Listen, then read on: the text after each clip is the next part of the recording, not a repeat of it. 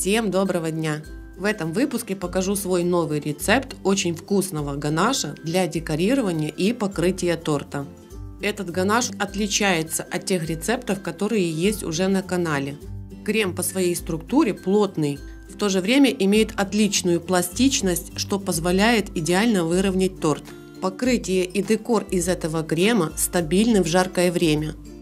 В сочетании белого шоколада, чая, зеленая матча и сока лимона создается необычно вкусный и интригующий вкус.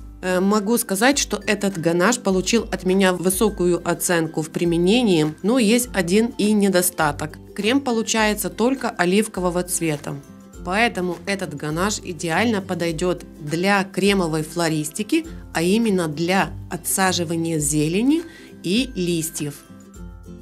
Ну что ж, не буду вас томить. Для ганаша нам понадобятся вот такие ингредиенты.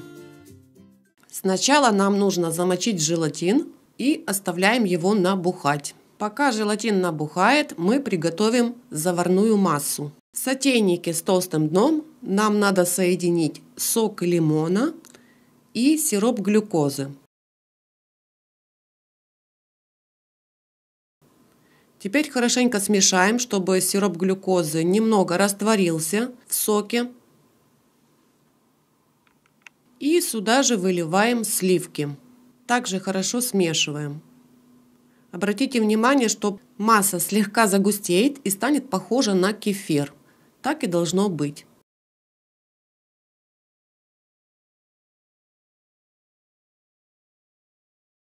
Сюда же добавляем порошковый зеленый чай матча и также хорошо смешиваем.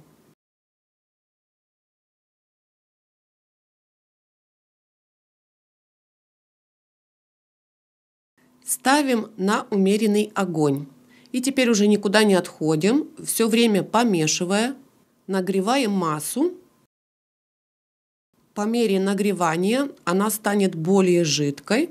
И нам нужно довести вот эту массу до кипения. Как только масса закипит, снимаем с огня и сюда добавляем набухший желатин. Также хорошо смешиваем, смотрим внимательно, чтобы желатин растворился полностью и чтобы там не было никаких мелких крупинок. Чтобы заварная основа быстрее остыла, можем перелить ее в другую посуду и оставляем в помещении, чтобы эта масса остудилась до комнатной температуры.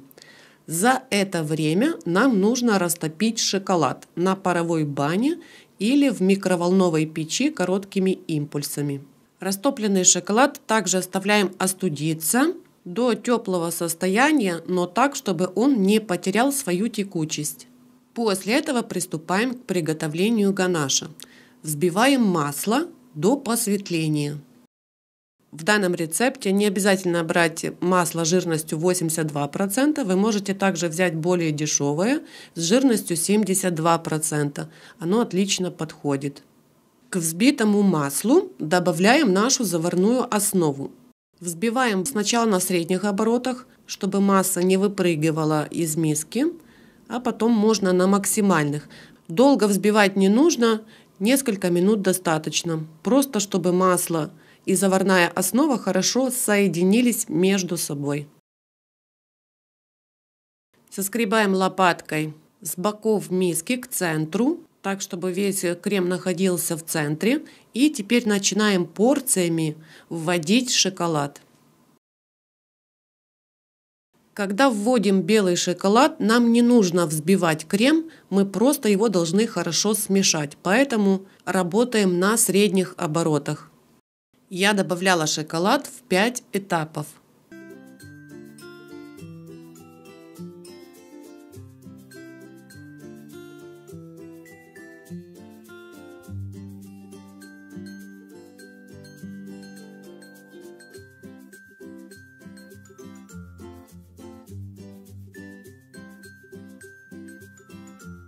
Итак, вводим последнюю порцию шоколада, смешиваем миксером и практически ганаш готов.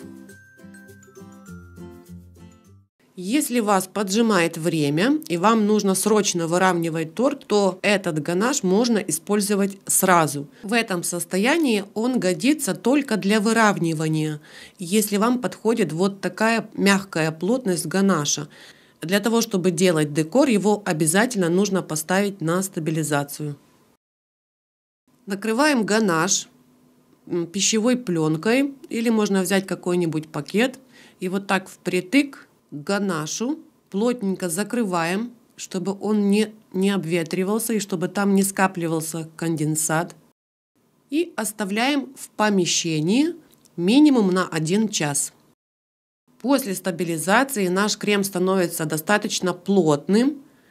Вот такая консистенция у него. Такая плотность отлично подходит для отсаживания декора, но для выравнивания, мне кажется, он слишком плотный. Но это на усмотрение каждого, кто с чем привык работать. Учитывая то, что в этом креме есть шоколад и желатин, то когда ганаш лежит в неподвижном состоянии некоторое время, он становится более плотным. Соответственно, перед работой желательно его хорошо смешать, потому что после смешивания он становится более эластичным.